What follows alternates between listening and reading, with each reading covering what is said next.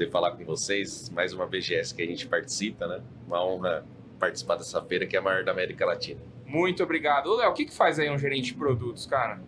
Cara, a gente quebra umas pedrinhas aí. Tá 12 anos quebrando umas pedrinhas, não sabe, com a corrente assim, ali, o que ele faz, Não, basicamente a gente trata de toda a questão do planejamento, né, da linha de produtos. Então, ou seja, todos os produtos que estão correntes, os produtos que estão por vir, aqueles que a gente tem que parar de produzir. Também faz todo o planejamento da questão de produção, né, tendências do mercado, né, aquilo que a galera espera ter de inovação, de tendências, né, e a gente conseguir trazer isso para o mercado. Então, são algumas das rotinas aí que a gente faz. O que vocês têm que olhar, assim, como que vocês estudam? Vocês falam, tem nesse mercado, o que vocês têm que olhar, cara?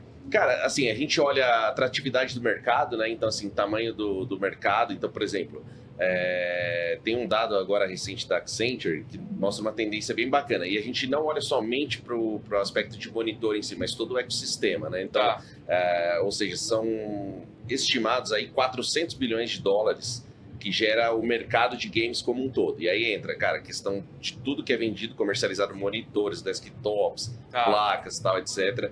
Questão dos times, a questão do quanto joga... 400 bi de dólar. De dólares. E aí o quanto são... Entra times, entra a questão de royalties. Então, toda a questão. Então, hoje, o mercado de games, ele é maior do que a indústria de cinema.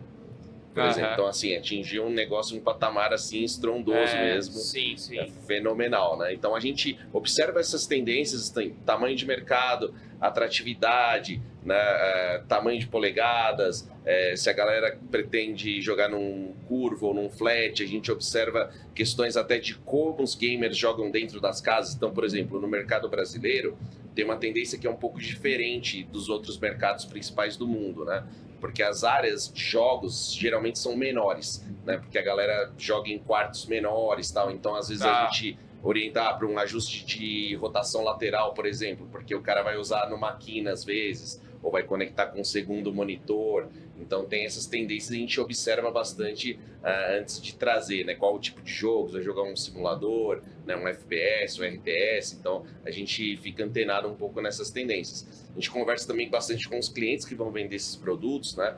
Então, tem uma série de varejistas, né? Distribuidores, né? Online, tipo Amazon, Kabum, né? Caras especializados, né? Que a gente também observa a tendência deles, aprende com eles, porque eles têm muito feedback da galera que compra com eles, né? Então, a gente sempre está de olho para observar essas tendências e trazer os melhores produtos para o mercado. Legal. Tem alguma coisa assim que vocês apostaram em algum momento e falaram assim, cara, acho que isso aqui vai ser muito legal e flopou? Tipo assim, tava fora do time, né? Não... Ou assim, um negócio assim que fala assim, cara, pô, a gente fez um estudo aqui, parecia que ia ser uma tendência, parecia que, tipo, sei lá, cara, a Microsoft com o Kinect, né? Que na época o Xbox lançou o Kinect, sabe uma coisa assim, que você fala assim, cara... Todo mundo falou que não ia usar mais controle, animal, né? E não rolou, entendeu? Cara, ou TV 3D, teve uma época que a galera, nossa, vai todo mundo vai ficar em casa, né, assistindo jogos, o negócio não virou, né? Não, teve uma situação que foi até, cara, engraçada, assim, que a gente discutiu bastante, né, e a gente teve que levar num nível até da presidência mundial. Caraca. E a gente não conseguiu resolver, né, e aí a gente teve que adaptar. Falou, cara, já que a gente não conseguia desenvolver, né, nosso R&D central ali naquele momento, e aí a gente teve que partir para um caminho alternativo. Então era assim, você tinha os monitores 144, na época já vinha uma tendência de alguns anos, tal. Isso já faz alguns anos. Pô, isso aí foi quase 2016, 2017. Estou há 12 anos na LG, vai completar agora em novembro. E aí a gente viu, poxa, naquele momento, aquela frequência estava com um preço de mercado muito alto para o Brasil. Só que a maioria das placas naquele momento rodava em 60, 75. Então a gente falou, cara, se a gente tiver um produto 75 com design gamer, né, então vai ter muita aceitação de mercado, a gente vai conseguir vender muito, né? E a gente tinha um modelo na época que ele era mais voltado para produtividade, né? E aí, assim, ó, moral da história, né? A gente tentou para desenvolver um conceito para isso, né? A matriz não estava com os olhos tão abertos para essa questão. E aí a gente falou, cara, já que não é possível desenvolver, vamos pegar um modelo que a gente já tem e a gente pode adaptar ele e voltar toda a comunicação para esse segmento, mesmo ele não tendo o melhor do design gamer, mas ele vai ter a funcionalidade para isso. E aí levamos esse fórum aí para o presidente mundial lá, o cara ficou meio assim, depois de umas 2 semanas chegou a resposta, a gente conseguiu reposicionar e aí o modelo naquele momento, cara, assim, rampou assim, absurdamente também. Que legal, né? cara. Então foi numa situação que a gente teve uma frustração, né, de não conseguir com o modelo perfeito. Fez do limão a limonada. Exatamente, aí a gente adaptou e aí deu certo. Teve alguma coisa que foi ao contrário, assim, que você falou assim, cara, isso aqui deu muito certo. E a gente não tava apostando muito nesse negócio, não.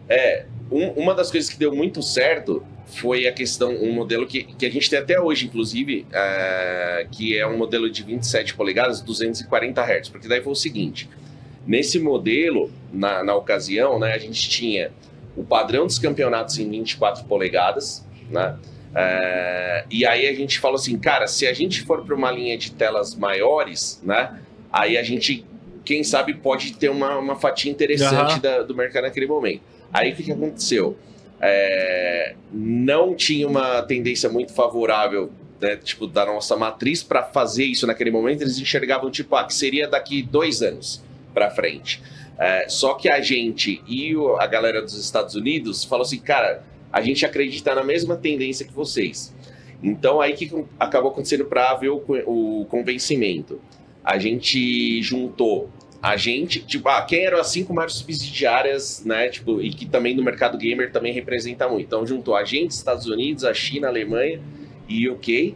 Aí falou, cara, vamos juntar com o GFK e mostrar que é uma tendência legal. Aí os caras fizeram um estudo e a gente participou, foi na casa de consumidor e tal, e a gente viu que para aquele momento era uma tendência interessante. Então, os consumidores gostando e tal, e falou, cara, pode trazer que vai dar bom. E aí, cara, trouxe, aí deu 6, porque para desenvolver um produto, às vezes leva entre 7 a 12 meses no mínimo, né? Pode chegar até 18.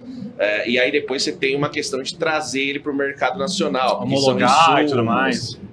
Importar, e quando você faz aqui em Manaus, né, que é a nossa planta, aí você também tem que desenvolver os fornecedores, né, que eles têm que ter a questão dos componentes para poder fazer aquilo.